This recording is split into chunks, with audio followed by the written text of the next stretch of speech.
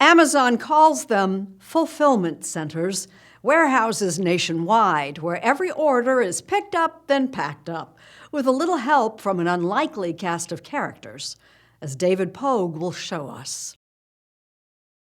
Last year, we spent $386 billion on stuff from Amazon.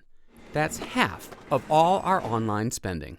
And the bigger Amazon gets, the more unwelcome attention it gets for its workplace conditions. Working for Amazon is a highly dangerous job, much more than working for its big box competitors. They deny us good working conditions. Especially from employees like Jennifer Bates, who testified before a Senate committee. My workday feels like a 9-hour intense workout every day, and they track our every move.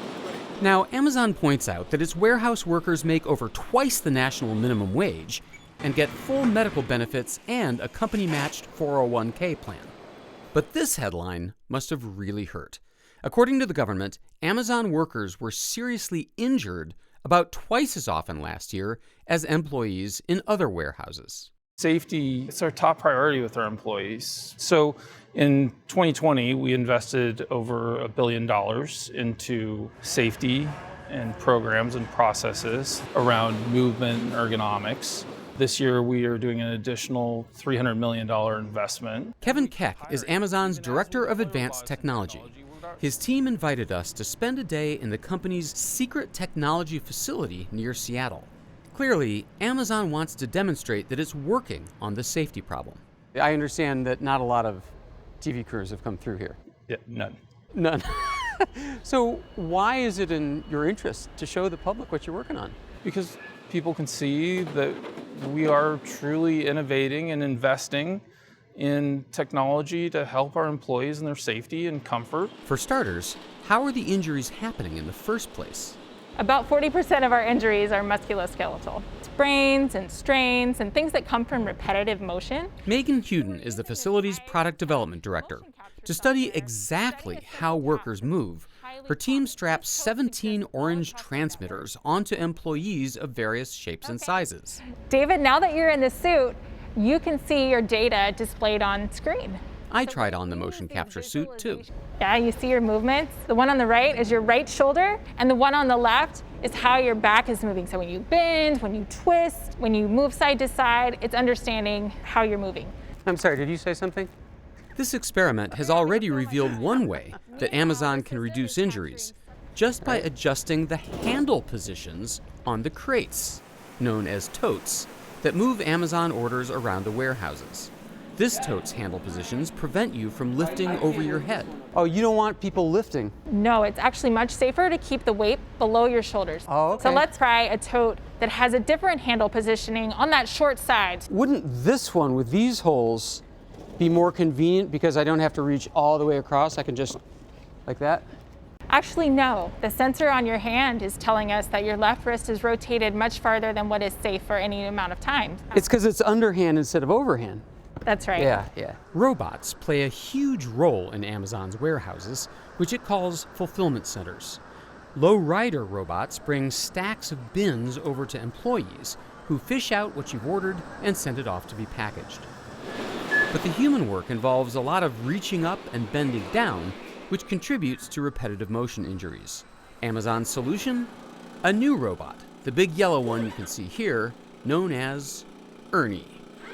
Amazon's new robots are named for Sesame Street characters. The robot uses its arm to select the tote, pull it off the shelf, and then the conveyance brings that directly to Teresa.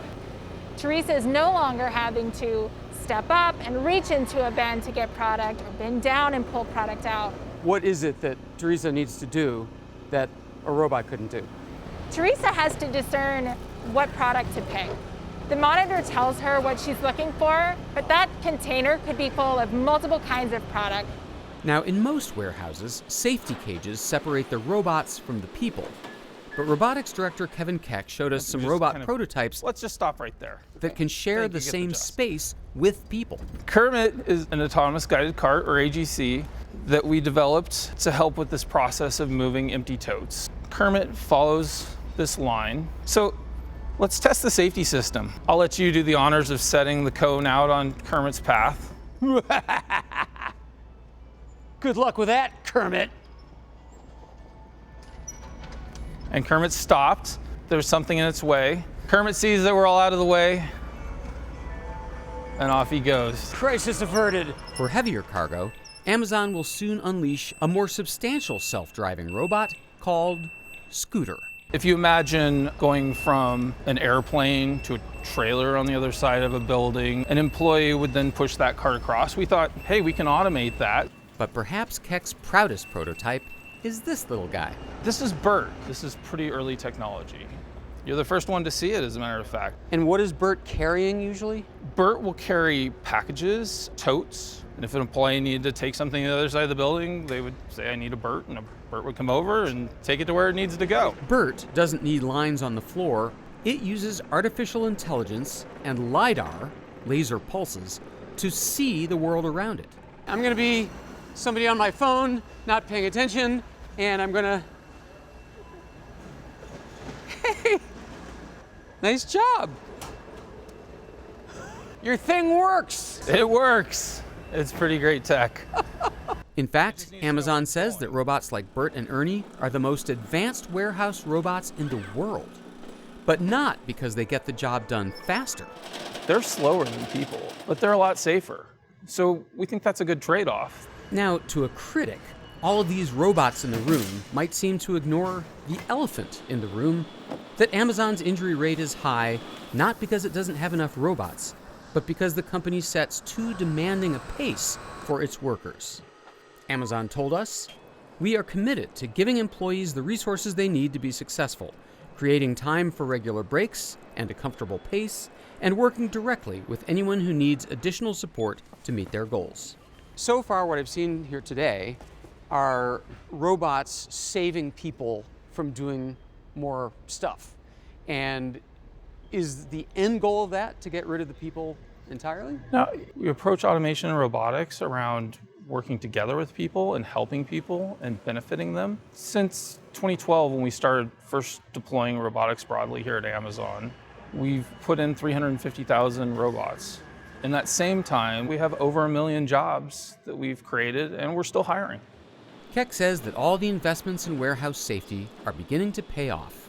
We did see in 2020, in the category of musculoskeletal disorders, through programs that we had launched, that we had reduced by 32%, which is pretty incredible. And what's the goal by 2025? It's to cut it by 50%, recordable injuries by 50%. Wow, and you're putting that out there, so we can come back in a few years and see how you did. Yep, I hope all the technology I showed you here today helps contribute to that success. All right, so June 1st, 2025, this spot. Let's do it.